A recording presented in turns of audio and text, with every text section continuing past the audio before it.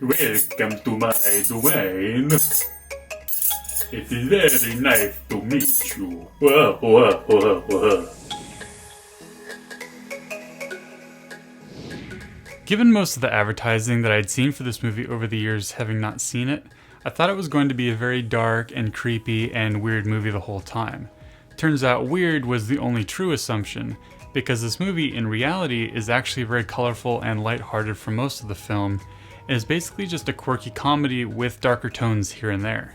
In terms of story structure and tones, it actually feels like a good mix of Beauty and the Beast and The Grinch Who Stole Christmas. The live action one. You know, the good one. I'm here to accept the award of some kind. The world that Tim Burton created was really unique, and it felt like it came out of a children's book. Part of this is due to the fact that Tim Burton really likes to use practical elements and miniatures for his films, so this does really help to keep that childhood and storybook feel. Alright, 8 minutes and I haven't even done 2 paragraphs.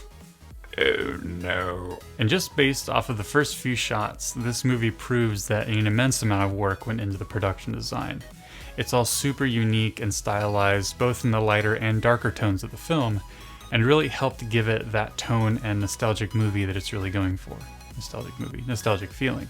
The contrast between Scissorhands and everyone else in the movie was really funny, and it made the relationships more compelling, since each character arc and personality needed to meet in the middle in order to work. No. All of the characters were really enjoyable, but Johnny Depp did an amazing job like always. Like some of the other parts that he's played in more fantasy-based movies, he plays a character who feels very outcast in his world, and who is never really able to say enough for the people around him to really see and understand who he really is. I can't even say anything. I don't usually critique this sort of thing, but I don't think that the scar makeup, particularly on Scissorhands' face, was really that good. The scars looked a bit glued on and painted over, even though the rest of his look was really well done. Also, the way they established the distance between the main town and his castle up on the hill made it feel like a driveway as opposed to the long and narrow road that it actually would be based off of the wider shots in the movie. Yo. Yeah. Right. Right, for sure. Yeah. On Wednesday. No. Margo. Round 3. Going off of what I said in the beginning of this video, this movie is definitely not as dark as it comes off to be and as the poster implies.